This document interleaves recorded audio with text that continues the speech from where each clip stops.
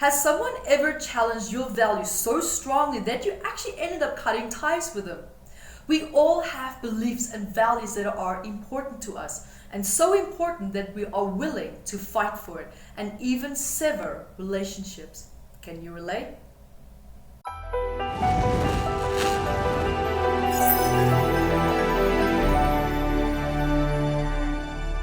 Hi, my name is Evette Rose, author and founder of Metaphysical Anatomy, and welcome to today's topic. I am right and you are wrong.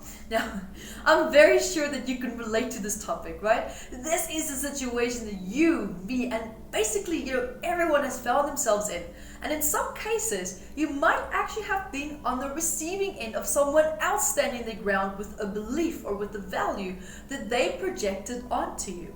Not projection in the sense of, forcing it. It could also have been like just in a conversation, and there could have been a misunderstanding that took place between you and the other person. Now, this is, of course, the milder version of the equation. Now, when the more you try to resolve the misunderstanding, right, just the misunderstanding, the more you actually start to realize that your belief, for example, now in one concept, and the other person's belief in the concept is now causing a misalignment in the conversation. Now, the next step that you can take after this realization can either make or break the process of the conversation. Now, let's say in the case that you are dealing with someone who is not willing to compromise on their views, say about a topic or a decision that needs to be made.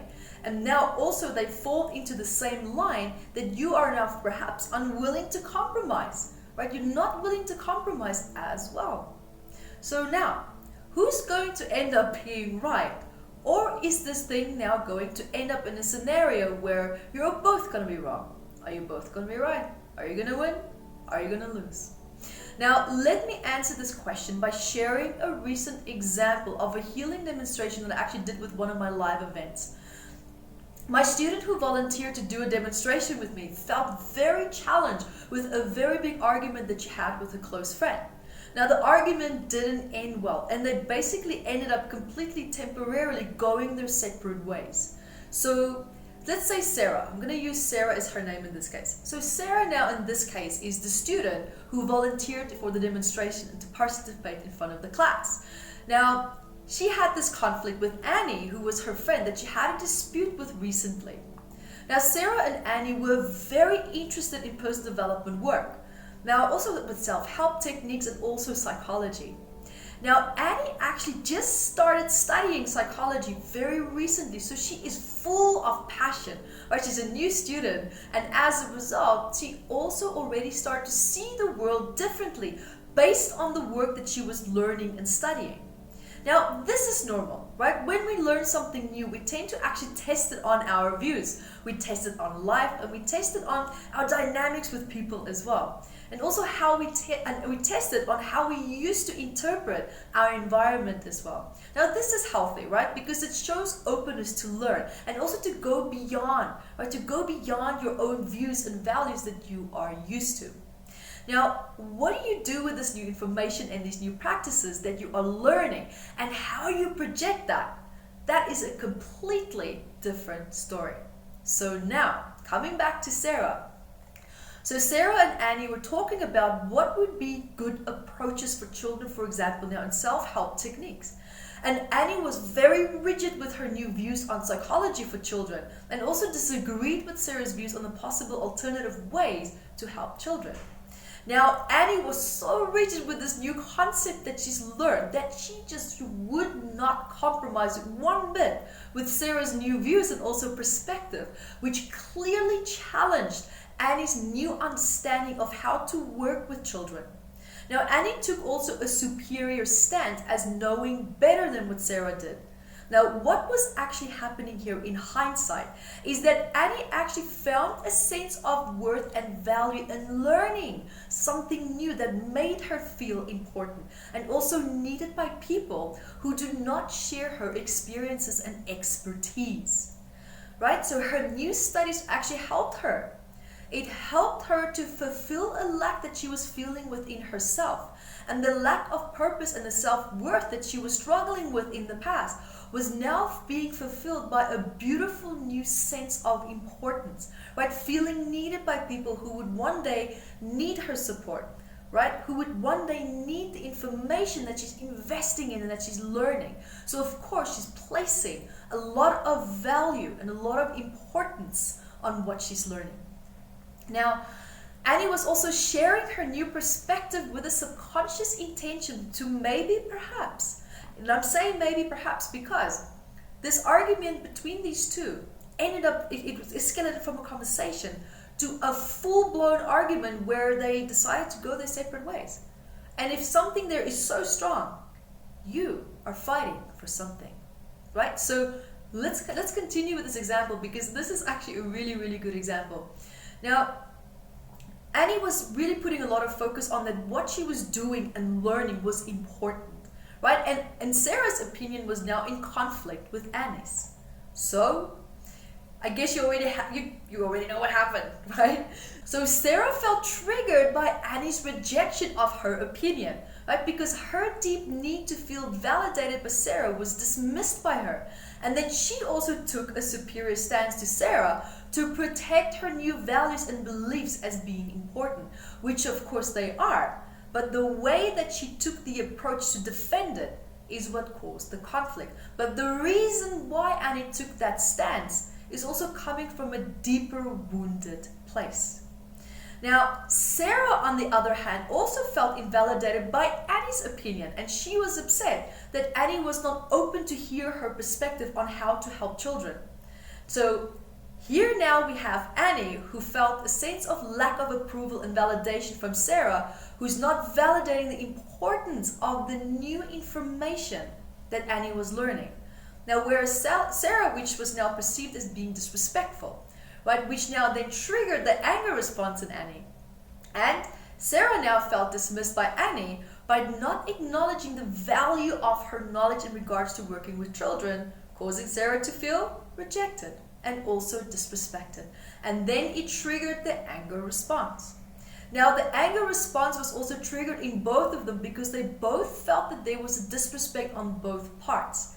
Now, in most cases, when we feel disrespected, it causes a feeling such as, almost like a boundary failure. It's like, that's not okay, right? That's a boundary failure. Now, normally when a boundary is being crossed, we tend to react with anger, which is called the fighting instinct, with a subconscious intention to correct the failed boundary.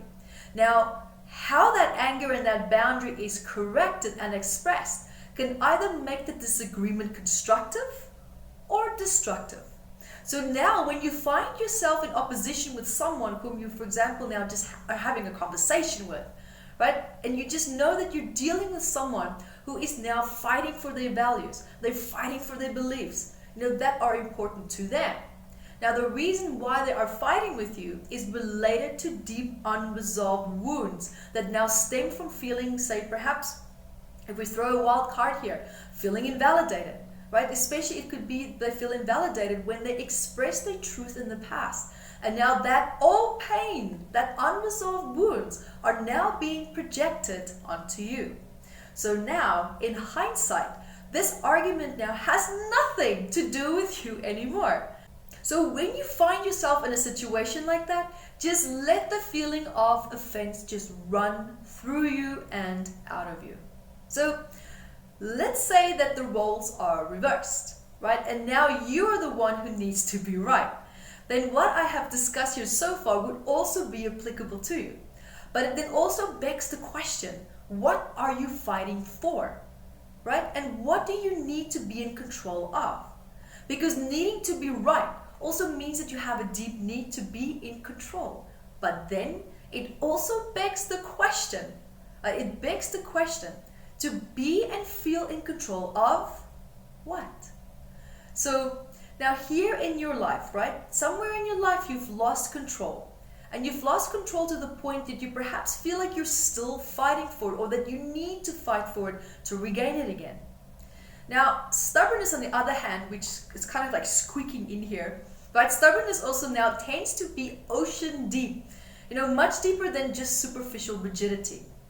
Now, let's look at it into steps, into handling I am right and you are wrong scenarios. Step 1. So here what you want to recognize that when someone becomes aggressive and starts to project a rigid view, that they are not willing to compromise now in this case.